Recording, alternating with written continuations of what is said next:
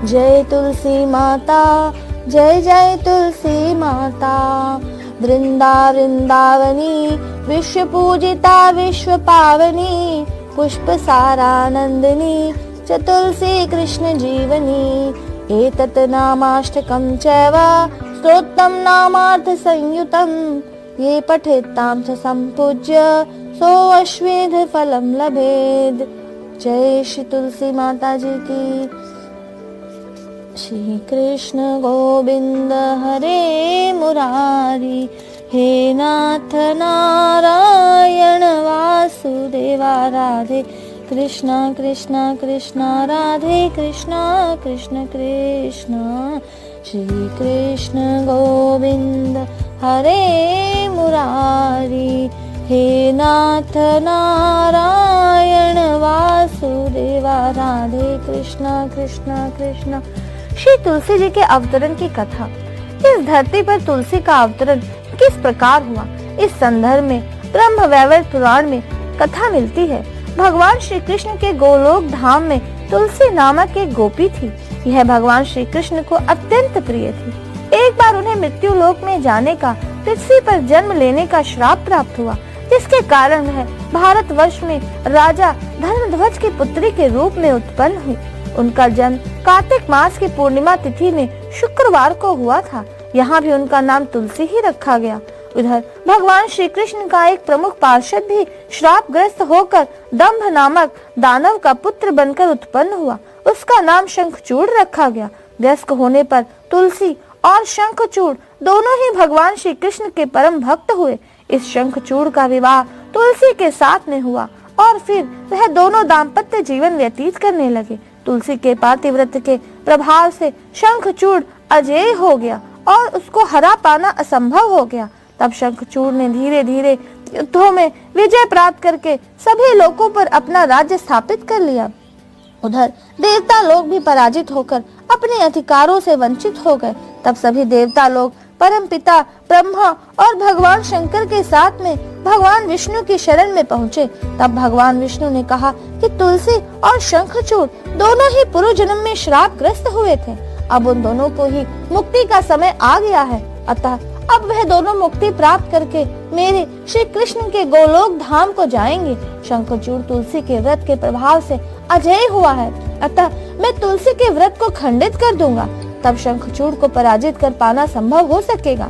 तब भगवान विष्णु ने भेष बदलकर तुलसी के व्रत को भंग कर दिया। इससे शंखचूड़ की अजेयता समाप्त हो गई और तब भगवान शंकर ने उसका वध कर दिया। जब तुलसी को इस तथ्य की जानकारी हुई तो उसने भगवान विष्णु को श्राप देते हुए कहा, हे नाथ शंखचूड़ तो आपका भक्त था, फिर भी आपके उसके वध के लिए यह सारा आयोजन किया। इसका तात्पर्य है कि आप अत्यंत पाषाण हृदय हैं, अतः आप पाषाण पत्थर ही हो जाएं। तब भगवान विष्णु ने उस श्राप को स्वीकार करते हुए कहा, हे देवी शंखचूड़ अपने दानव शरीर को त्याग कर मेरे गोलोक धाम को गया है। अब आप भी इस शरीर को त्याग कर गोलोक धाम को जाएं, लेकिन फिर भी आपका श्राप पूर्णतः सत्य होगा और मेरा एक अंश पाषाण पत्थर बन जाएगा, जिसे शालिग्राम कहा जाएगा।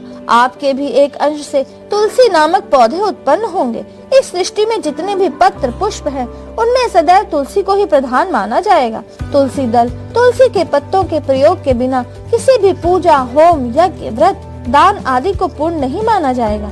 इस संपूर्ण सृष्टि में तुलसी ही सबसे प्रमुख होंगी। इस प्रकार से भगवान विष्णु का ही एक अंश शालिग्राम बनकर प्रकट हुआ और तुलसी का ही एक अंश तुलसी के पौधे के रूप में धरती पर उत्पन्न हुआ। हमारे भारत देश में विभिन्न स्थानों पर कार्तिक मास के शुक्ल पक्ष की द्वादशी तिथि को भगवान शालिग्राम और माता तुलसी के विवाह का आयोजन किया जाता है। इस परंपरा के माध्यम से यह संदेश दिया जाता है कि इस सृष्टि के कण कण में भगवान व्याप्त है, अतः जहाँ भी भावना कर ली जाए वहीं पर भगवान प्रकट हो जाते हैं। यूँ तो शालिग्राम एक पत्थर है, लेकिन उसमें भी भगवान विष्णु का निवास मानकर उनकी पूजा की जाती है। इससे भी भगवान विष्णु का आशीर्वाद अवश्य प्राप्त होता है।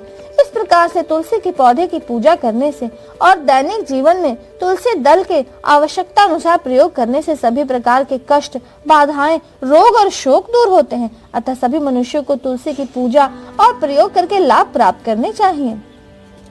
भक्तों, तुलसी जी का धार्मिक महत्व भी है तथा एक वैज्ञानिक महत्व भी है। आप ध्यान से सुने, तुलसी का पौधा इस धरती पर कल्प वृक्ष के समान है। अपने घर में तुलसी का पौधा लगाएं और उसकी प्रतिदिन पूजा करने से मनुष्य के सभी रोग, शोक, पाप आदि समाप्त हो जाते हैं। अंत में उसे मोक्ष की प्राप्ति होती है। माता तुलसी के प्रतिदिन पूजा करने से उत्तम स्वास्थ्य, सौंदर्य, कुशाग्र बुद्धि, विवेक, धन, वैभव, सभी प्रकार के सुख, समृद्धि, संपत्ति, सिद्धि इत्यादि की प्राप्त होती है। पद्म पुराण में लिखा है कि जिस घर में तुलसी का पौधा होता है वह घर तीर्थ स्थान के समान अत्यंत पवित्र हो जाता है और वहाँ पर यमराज के दूत जैसे कीटाणु, विषाणु, जहरीले जंतु आदि प्रवेश नहीं कर पाते हैं।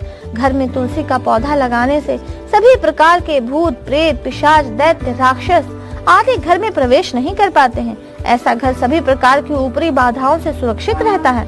हम हिंदुओं में कोई भी धार्मिक आयोजन तुलसी दल के बिना पूरा नहीं होता, अर्थात तुलसी के पत्तों के बिना पूरा नहीं होता।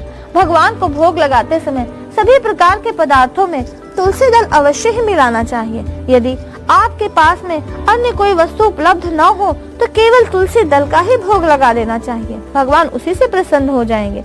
तो यह सभी प्रकार के पत्ते और पुष्प सूख जाने के बाद प्रयोग नहीं किए जाते, आग्राह हो जाते हैं, अर्थात उनका जो अंदर का तत्व है वो नष्ट हो जाता है, उनके अंदर से एक नकारात्मक ऊर्जा उत्पन्न होती है। लेकिन केवल तुलसी के पत्ते इस प्रकार के होते हैं जिन्हें सूख जाने के बाद में भी प्रयोग किया जा सकता है। उन सूखे पत्तों को भी भगवान स्वीकार कर लेते हैं। इसलिए यदि आप प्रतिदिन ताजा तुलसी दल प्राप्त न कर सके तो फिर आप कहीं एक बार में ही पर्याप्त तुलसी दल एकत्रित कर ले और उनका आवश्यकता अनुसार धीरे धीरे प्रयोग करते रहे। ऐसे तो तुलसी का पौधा किसी अत्यंत विशाल वृक्ष की तरह से धरती में से पानी खींच पाने में असमर्थ होता है। अतः प्राचीन हिंदू वैज्ञानिकों ने यह बताया है, अर्थात ऋषि मुनियों ने बताया है कि तुलसी के पौधे पर प्रतिदिन जल चढ़ाना चाहिए। इस विधान का पालन करने से 2 लाभ प्राप्त होंगे। पहला, तुलसी के पौधे को प्रतिदिन जल प्राप्त होगा।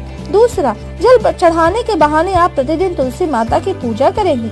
इस प्रकार से उनका आशीर्वाद प्राप्त करके लाभान्वित होंगे।